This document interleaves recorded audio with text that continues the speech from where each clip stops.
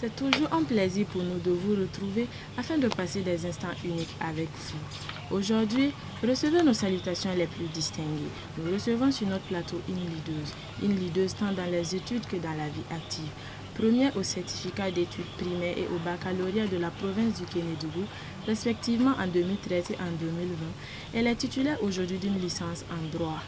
Également, à travers son charisme et son courage, elle est élue Miss de la région des Hauts-Bassins en 2023 à travers son projet Amazon Collection. Mesdames et messieurs, vous l'aurez bien deviné, nous sommes avec Mademoiselle Traoré Leila Priska. Mademoiselle Traoré, bienvenue sur le plateau de Bokimso.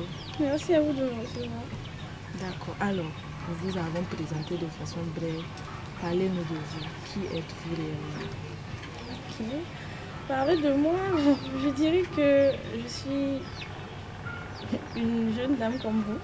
Voilà, tout simplement, qui a grandi dans une famille complète, voilà, qui a eu une enfance normale. Et comme vous l'avez bien cité, j'ai eu la majorité de ma vie, ça a été d'aller à l'école, parce que je n'ai rien fait de particulier jusqu'à ce que je sois Miss.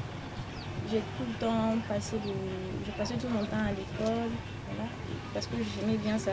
Parce que mes deux parents sont enseignants, papa et maman, ils sont tous enseignants. Donc naturellement, j'ai aimé les études, je me suis donnée à fond. Et mes parents, je les remercie pour cela, ils ont mis à ma disposition les moyens qu'il faut pour ça.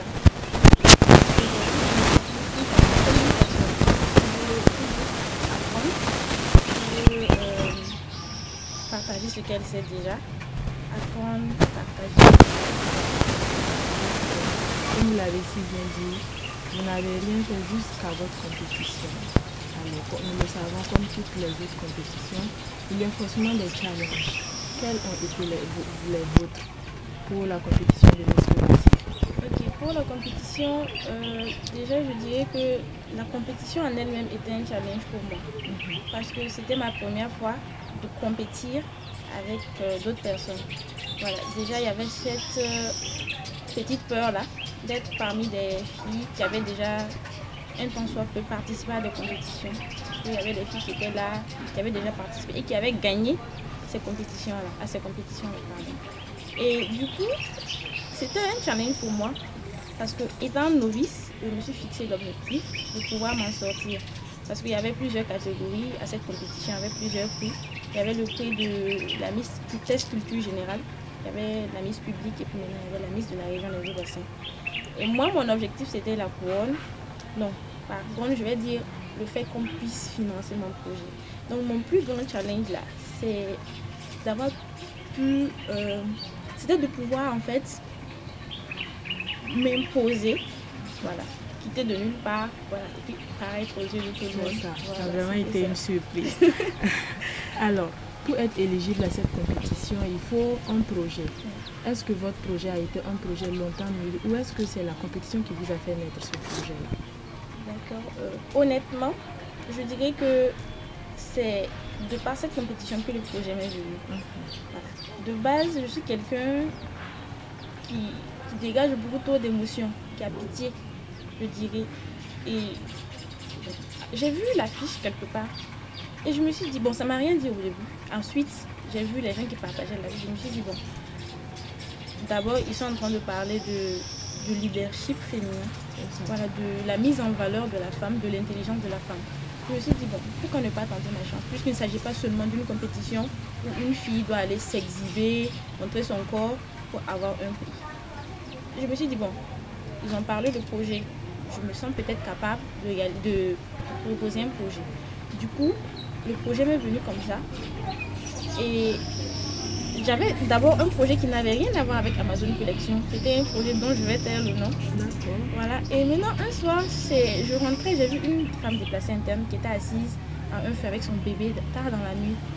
Voilà, vous n'allez pas me demander ce que je faisais tard dans la nuit. Bon, elle était assise au feu avec son bébé d'à peine 1 an. Mais je me suis dit, attends, c'est pas normal en fait. Elle ne vit pas ça. Ensuite, j'ai vu des dames dans mon quartier là qui font les lavages de motos et de véhicules et autres, qui étaient des déplacés internes. Toutes les dames qui travaillent là-bas, c'est des déplacés internes. Bon, je me suis dit, bon, si elles arrivent à faire ça, elles sont dans la même situation. L'autre n'a pas besoin d'aller demander, d'aller commander comme ça dans la rue. Et je me suis dit, bon, pourquoi ne pas, en étant quelqu'un qui aime non seulement la culture, c'est-à-dire la culture vestimentaire, j'aime beaucoup le cocodonda, quelqu'un qui aime aider, et vous voyez aussi la situation du pays, l'insécurité, pourquoi ne pas produire quelque chose qui va dans ce sens-là. C'est comme ça que je donnais bien. D'accord. Alors, depuis votre élection, nous savons bien le sacre c'était de remporter 2 millions et aller servir à financer la campagne. Comment s'est passé l'accompagnement? Est-ce qu'aujourd'hui Amazon Collection a vraiment vu le jour? Aujourd'hui, je dirais que oui, Amazon Collection a vu le jour. Ça, je le dis et je vais le confirmer autant de fois qu'il le faudra. Parce que c'est pour beaucoup de personnes, les 2 millions seulement, on n'allait pas remettre toute la somme. Mais ça a été le cas. Je remercie vraiment les promoteurs de la compétition pour cela. Aujourd'hui, je peux dire que Amazon Collection, c'est une réalité. Parce que non seulement toutes les étapes du projet, parce que c'est un projet qui a été écrit, élaboré, toutes les étapes il y en a qui ont été mises en place et il y a maintenant une étape qui reste avant la prochaine édition. Parce qu'on a commencé d'abord par recruter les dames déplacées internes, comme je l'ai dit. Elles étaient au nombre de 3. 3 d'abord, plus moi, parce que moi-même, dans le travail, je participe. Donc, elles étaient au nombre de 3 pour l'instant. Et après ça, on a fait les formations en confection de pain cocodonda. Ensuite, on a commencé à produire et à commercialiser. Voilà, la dernière étape, c'était de mettre en place un local où on pourra vendre les produits. Ça aussi, c'est un marché. D'accord. Qu'est-ce que Amazon Collection réserve comme surprise à la clientèle? Amazon Collection ne réserve pas de surprise en tant que telle à la clientèle. Juste que Amazon Collection se donne le défi et promet à la clientèle de leur faire aimer ce qu'on produit chez nous. Voilà. De leur faire aimer le cocodonda parce que c'est à nous en fait.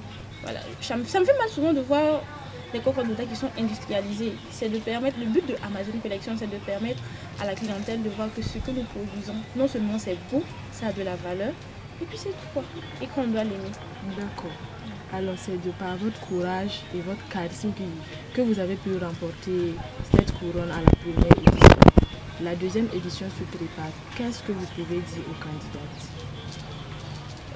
Aux candidats de la deuxième édition de Miss au Bassin, moi je leur dirais, bon déjà celles qui se sont inscrites, franchement je les félicite pour ça. Parce que c'est pas facile. C'est pas facile parce que déjà la peur de ne pas gagner, la peur de voir qu'il y a plusieurs projets qui sont en train de compétir avec le tien. Et du coup, tu te dis, souvent il y a des projets, quand elles expliquent, tu te dis, attends, il y a des gens qui sont plus intelligents que toi ou bien c'est quoi? Moi j'ai vécu ça, il y a des projets, franchement je ne disais pas que mon projet allait avoir cette ampleur-là. Mais déjà c'est leur dire, leur remercier déjà pour leur courage. Voilà, parce que il faut du courage pour participer à une telle compétition. Venir s'arrêter devant des milliers de gens pour expliquer son projet, donner les avantages, les inconvénients. En fait, c'est du courage qu'il faut. Et franchement, je leur dis de se donner à fond, de se battre, de travailler dur, voilà, aller jusqu'au bout. Se dire que je ne vais pas pour être Miss publique ou bien autre chose. Je vais là-bas pour être la Miss de la région des Hauts-Bassins. Je vais dire la représentante de l'image d'une femme battante, d'une femme leader. Voilà, c'est ce que je peux leur dire. D'accord. Alors, nous allons aller pour le micro-trottoir et nous revenons dans un instant.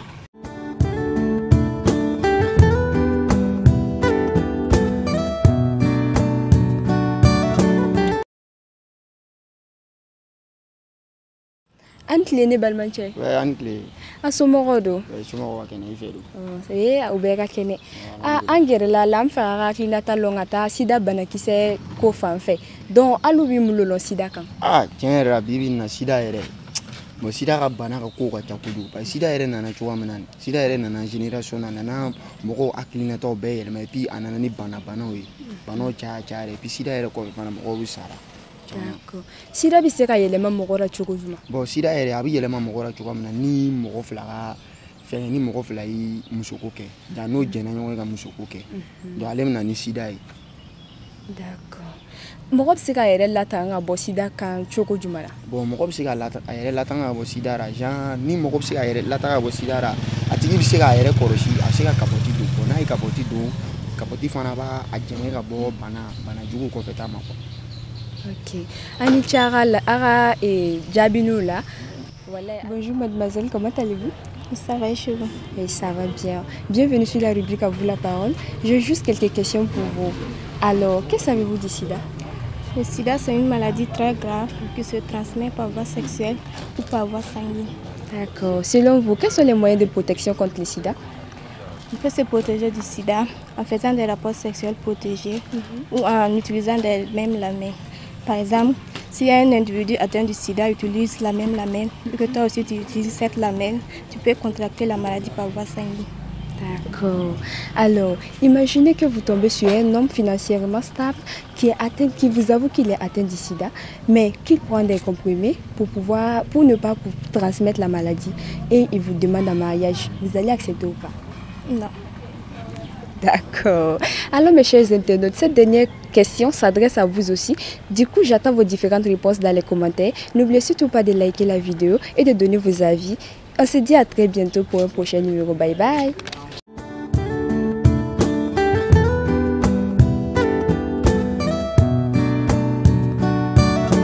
Mademoiselle Traoré, vous êtes aussi consciente de ce que le sida fait dans notre pays.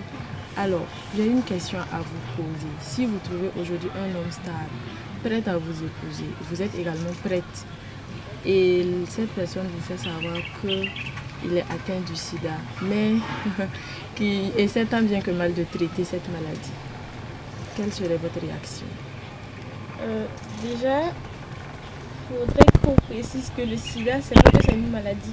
Mais actuellement, le sida peut être considéré comme une maladie autant que la dengue, un truc comme ça, parce que la science a évolué. Donc pour moi, un homme qui vient vers moi, qui souffre de cette maladie-là, bon, c'est pas parce qu'il a les moyens, parce que moi aussi je travaillerai à avoir les moyens. Mais si déjà il y a de l'amour entre cet homme et moi, le sida ne peut pas être une fin en soi. Surtout que ça se traite. Voilà, donc si je l'aime en tout cas, je ne vois pas pourquoi je vais refuser. Qu'avez-vous à dire aux couples qui se brisent à cause du sida? Ok, déjà, les couples qui se brisent, bon, certainement le sida est venu après le mariage, c'est ça? Peut-être. Ok, peut-être que la femme, si c'est la femme, bon, quel que soit l'un des conjoints contacte par exemple le sida en plein mariage. Et la personne d'autre va se dire c'est par rapport à son infidélité, un truc comme ça. Bon, quand on se marie, c'est pour le meilleur et pour le pire. Il est infidèle, peut-être que ça t'a pas dérangé, tu étais au courant. Dans l'infidélité, là aussi, il a contacté le sida. Je ne peux pas te dire que non, tu vas le quitter pour ça. Peut-être que tu n'auras pas mieux ailleurs. Le sida, même si il te transmet cette maladie, toi-même, tu as encore la possibilité de pouvoir te traiter, voilà, et t'en sortir. Du coup, ce que j'ai à leur dire, c'est peut-être leur dire que non, ce n'est pas une fin en soi, c'est une maladie. Que tu aies le sida ou pas, tu es amené un jour à mourir. Voilà, si vous vous aimez, vous comprenez, vous cheminez ensemble, vous vous traitez, puis c'est tout. D'accord.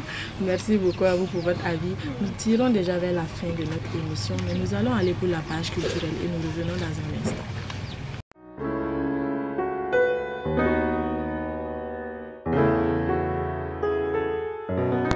La culture est un pont qui relie les individus et les générations. Elle nourrit notre compréhension du monde qui nous entoure. Mesdames et messieurs, chers internautes, c'est sur ce mot que je vous souhaite les bienvenus à votre rubrique Kunafoli, une rubrique qui vous fait voyager dans le monde du showbiz. Dames et messieurs, je vous amène avec moi pour la découverte des événements culturels qui ont eu lieu ici, dans la belle cité de Sia. Du 23 au 25 mai, à l'esplanade du stade Sangoulé de la Misana, s'est tenu le Festival de la Paix. Le 25 et le 26 mai, à la Maison de la Culture, la 4e édition du Festival Afro Night. Dans le but de redonner le sourire aux détenus de la Maison d'arrêt et de correction de Bobo-Dioulasso, un festival a été organisé en leur honneur ce 11 mai dernier. Mesdames et messieurs, la ville de Bobo-Dioulasso est une ville culturelle par excellence, dont la vie est animée par des activités culturelles. Allons ensemble à la découverte de ces activités à ne surtout pas manquer. Le 8 et le 9 juin se tiendra à la Maison de la Culture le festival d'intégration des lycées, collèges et universités. Le 15 juin à Ankata, le festival d'inclusion sous le thème Lumière d'Albinos Art et diversité en harmonie. Et le 23 juin, au Stade Wauby, le festival Color Mood. Mesdames et messieurs, nous sommes à la fin de ce numéro. Merci de nous avoir prêté oreille.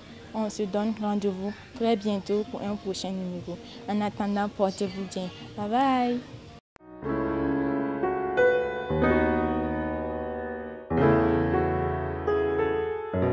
Mesdames et messieurs, notre entretien avec Mademoiselle Traoré est très enrichissante, mais nous tirons déjà vers la fin. Alors nous allons jouer à notre jeu de la boîte magique. Mademoiselle, notre jeu consiste à tirer un bout de papier dans notre boîte magique et c'est un défi qu'on vous lance.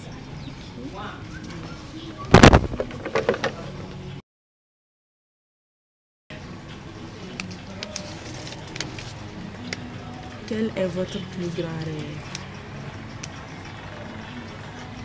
Sans hésiter, je dirais que mon plus grand rêve là, dans cette vie, c'est de pouvoir aider au maximum. Parce qu'il y a trop d'injustice, trop d'inégalités. Je ne parle pas d'équité. L'équité, ça c'est normal, mais il y a trop d'inégalités. Voilà. Moi, mon plus grand rêve, c'est de voir un monde où chacun a ce qu'il mérite. Et par ce qu'il mérite, c'est ne pas voir des gens qui souffrent partout, pendant que d'autres sont en fait pleins d'audace, vivent leur best life. En fait, quand je dis ça, on me dira que non, je rêve trop, je suis trop dans les nuages. Plusieurs personnes m'ont dit ça. Moi, je trouve que c'est pas impossible si on y croit. Voilà, mon plus grand rêve, c'est d'être une femme qui est respectée, pas parce qu'elle a beaucoup d'argent, pas parce qu'elle travaille elle occupe un poste vraiment de haut degré, mais une femme qui est respectée parce qu'elle sait qu'à part elle, il y a d'autres personnes qui existent dans le monde. D'accord. Merci beaucoup à vous d'être passé sur le plateau de Bouki Mousso. C'est fait un réel plaisir pour nous d'échanger avec vous. Quel est votre dernier mot à l'endroit de nos internautes?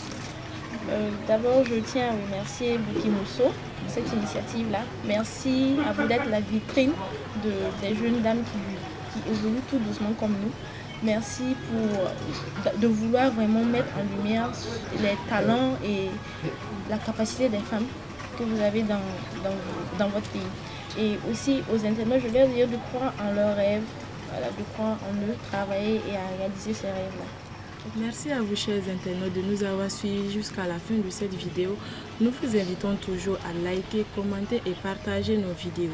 À l'occasion de l'anniversaire du restaurant Moon Shadow, le restaurant vous invite à leur soirée Black Cap, une soirée plein de surprises. Alors, tous ce 8 juin au restaurant Moon Shadow. Bye bye et à bientôt.